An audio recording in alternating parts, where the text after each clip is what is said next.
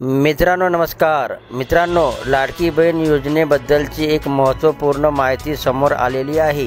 ती माहिती समजून घेण्यासाठी हा व्हिडिओ शेवटपर्यंत पहा आणि चॅनलला सबस्क्राइब केलं नसेल तर सबस्क्राइब करून घ्या।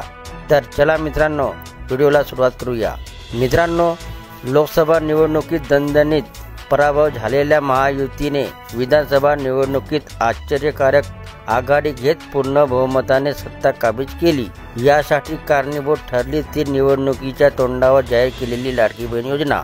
या योजनेत लाभार्थी महिलेला दरमहा 1500 रुपये देण्याची घोषणा करण्यात आली होती व महायुती सत्तेत आली तर हीच रक्कम 2100 रुपये करण्याचे आश्वासन देण्यात आले होते। सरकारच्या या योजनेला नागपूरचे सामाजिक कार्यकर्ते अनिल वडप्पल्लीवार यांनी नागपूर उच्च न्यायालयात आव्हान दिले होते।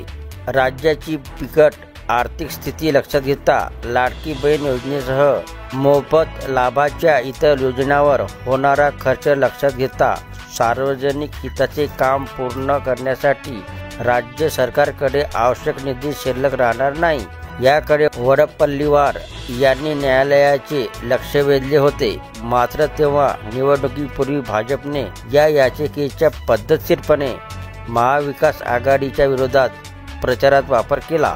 विशेषतः तेव्हाचे उपमुख्यमंत्री देवेंद्र फडणवीस यांनी नागपुरात महिलांच्या मेळाव्यात या याचिकेवरून काँग्रेसला लक्ष्य केले होते।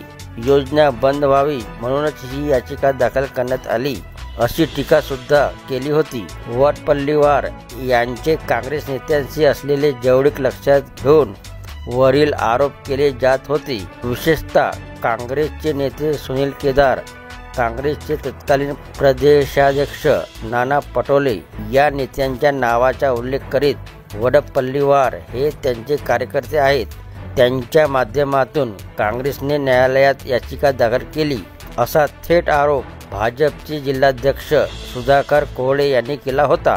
काँग्रेसने राज्यातील महिलांची माफी मागावी अशी मागणीही कोहळे यांनी केली होती।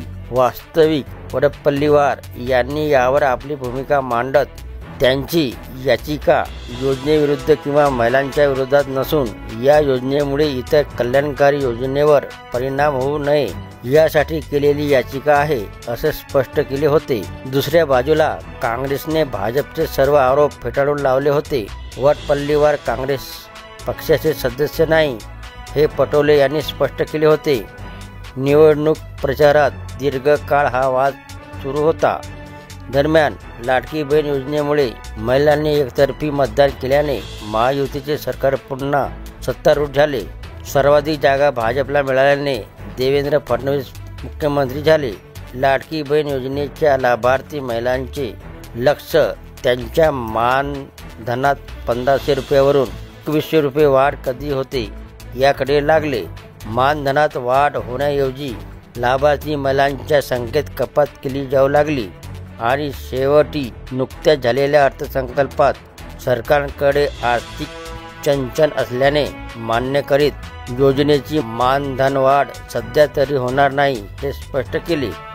अनेक योजना सरकारने बंद केल्या। लाडकी बहीण योजनेमुळे इतर सरकारी कल्याणकारी योजनांवर परिणाम होण्याची वडप्पल्लीवार यांची भूमिका सरकारने अप्रत्यक्षरित्या मान्य केली। तर ही होते मित्रांनो लाडकी बहीण योजनेबद्दलची नवीन माहिती आवडली असेल तर चॅनलला सबस्क्राइब करायला विसरू नका। जय महाराष्ट्र मित्रांनो।